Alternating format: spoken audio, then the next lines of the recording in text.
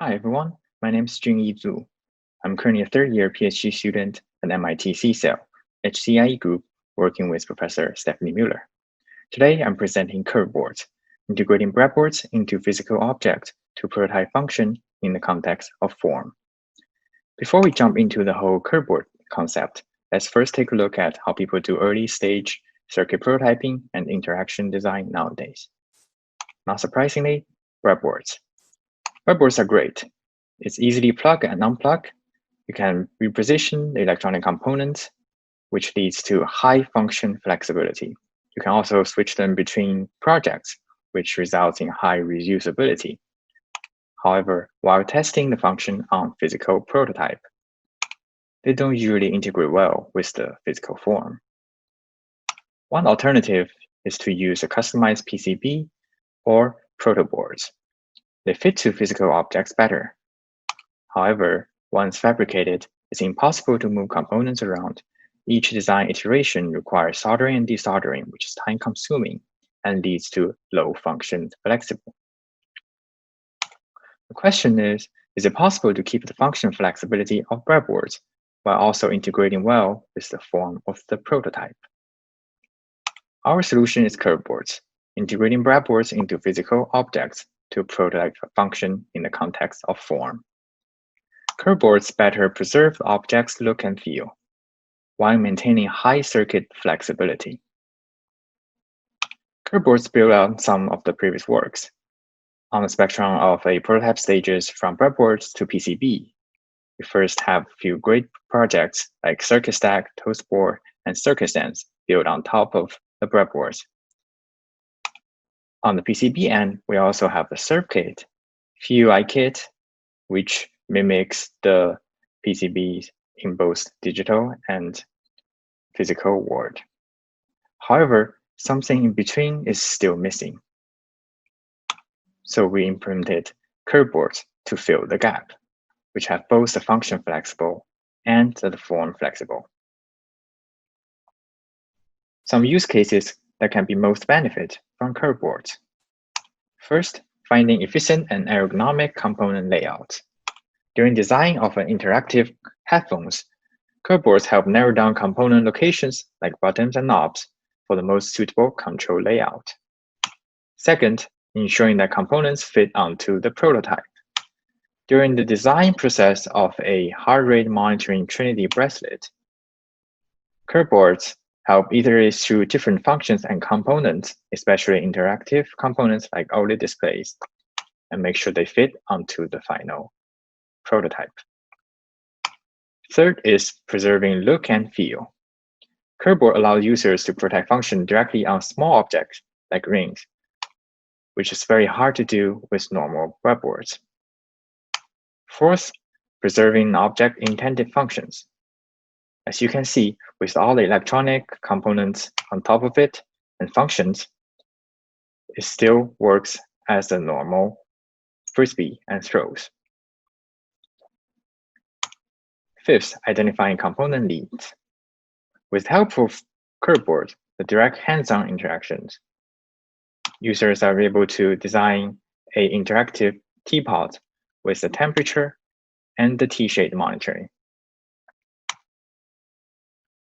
so that we will know exactly when the tea is ready.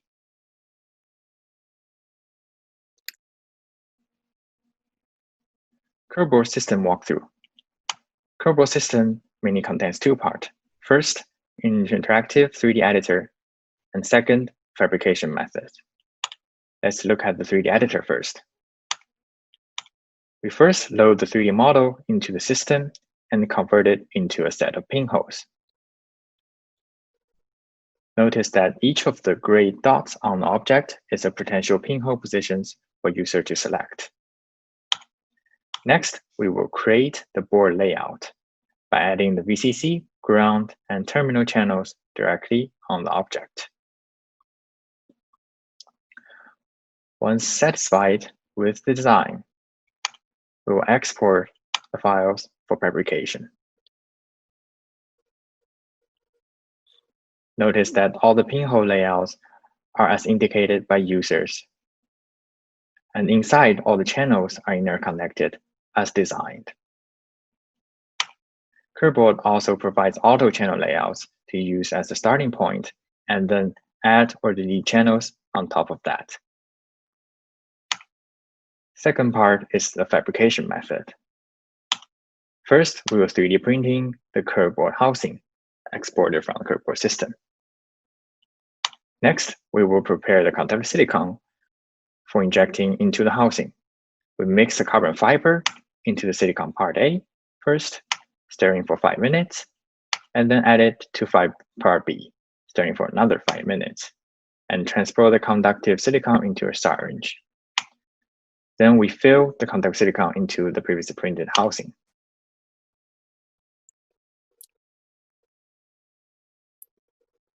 One alternative fabrication method is used dual material 3D printing, like the company from ACEO. They are able to print the general purpose silicon and the conductive silicon in one run. However, the technology is still under developing. It's currently limited by its printing volume, and the printed out conductive silicon has relatively low conductivity and can only light up LEDs, but not other more complex communication protocols. After the fabrication of the CurveBoard, we will do the surface coloring to visualize the channel layout. On the left is a system rendering of the CurveBoard. For most of the prototype we built, we use hand-drawn markers to directly mark on the component on the CurveBoards to save time. For more advanced uses, we could also use the full color 3D printing from printers like Stefanie printers. Next is the evaluation of the CurveBoard. For this part, we mainly evaluate the two parts. First is the conductivity and durability of the conductive silicon channels we made. Second is the user study. Let's look at the first one. We would like to know how good conductivity the channels we made are. So we measured a length of 16 pinholes channel and measured each of the resistance between them. On average, there are 8.5 ohms per extra pinholes. Notice that for all the CurveBoards prototypes we built, more than 95% are short terminal channels, which have around 30 to 60 ohms, which is comparable to standard breadboards, which have more than 93 terminal channels. With that in mind, the CurveBoard works both for the digital signals like PWM and analog signals. Now that we know they have relatively good conductivity, we also know how durable they are. So we chose a channel and plug 100 times onto it to see if they still works. We measure the resistance channels after every 10 plugs. Surprisingly, over the first 20 plugs, the conductivity actually gets better. Hypotheses are poking pinholes packs the carbon fiber tighter, which helps with the conductivity. We also tested a 6-month-old conductive silicon channel we made, and no statistically significant difference was found. Next, let's go through the evaluation with the users. We conducted a preliminary user studies between the traditional breadboards and the CurveBoards. Users are provided either traditional breadboards plus separately 3D printed a prototype or the CurveBoard for the same form factor, and each complete a task sequence. They are told which electronic components to use, but not where to place them. They will ask to optimize the layout of the in and out components for ergonomic and efficient interactions. Some of the results here presented here. Overall, 5 of the 6 participants stated a preference for CurveBoards over the 2D breadboards in prototyping interaction design. We summarize additional observations and quantitative feedbacks as following. First, attaching the breadboard to the prototype. In 2D breadboard situations, participants mainly use a double tape to tape the breadboards onto the prototype. Once placed, however, The breadboards were hard to move around in case additional board has to be added to provide more wiring space for the components. Second is predefined breadboard size and component density. While using 2D breadboards, participants found a challenge to place related electronic components close to each other, like OLED displays and their corresponding control buttons. The 3D breadboards, however, have all the wiring holes already there, so they don't have to think about where to physically place the breadboard. We also have some request improvements, like further connection when plugging wires on the CurveBoard, and to have curved and flexible electronic components available to be better fit the form of the prototype. Next is the implementation. For the time's sake, we'll mainly focus on two parts. First is generating the pinholes. For the pinhole generating, we build on top of the Instant Mesh's open source libraries. Since we want to generate a quad mesh, we set the orientation field and the position field to 4. We also enforce the quad mesh to align the shape fold on surface so that they nicely fold around the boundaries.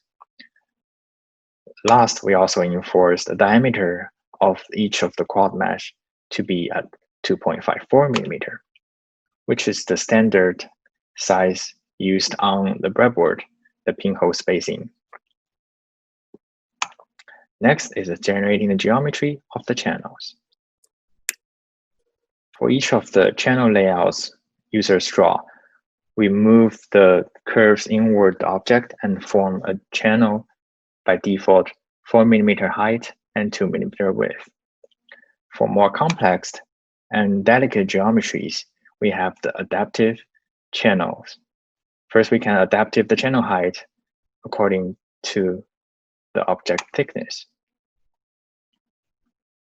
We also have the adaptive channel width to adaptive with the object curvature so that channel collisions can be avoided. Some limitations. First is number of pins and curvature of the space. Although we can form the CurveBoards into almost arbitrary 3D shape, electronic components are rigid. Components with high pin numbers might not fit onto the highly curved surfaces. We did a quick analysis of all the sensors we found on SparkFun. We found that more than around 83% of components have less than 7 pins in one row. So most of them will fit on the CurveBoards. Second is the thickness of the required prototype. By the default channel generation, we will require 6 millimeter thickness for the default, for the object. With the adaptive channels, we could further reduce that to around 3 millimeters, but that was at the expense of higher resistance. Last is the regularity of pin spacing. While our algorithm minimizes these issues, several pins on board surface are not regularly spaced due to a deformed quad mesh. We leave these areas empty to prevent invalid pin spacing on the surface. Something for discussion. First is the reusability of the same fabricated CurveBoard template. Traditional breadboards have the generic form factor, which allow them to be reused across different circuit designs. CurveBoard template can also achieve the similar things. For example, this CurveBoard wearable template. Designers can design this smartwatch and this decorative bracelet using the same CurveBoard template. Next is the flexible electronics. While CurveBoards work with flat rigid electronic components, rigid components do not integrate well with the shape of physical prototype. Flexible electronics, in contrast, conform better to the shape as they can bend. We envision that future CurveBoards will primarily be used with flexible components with adaptive curvatures. Conclusion. We present CurveBoards. 3D breadboards directly integrated into the surface of physical prototype.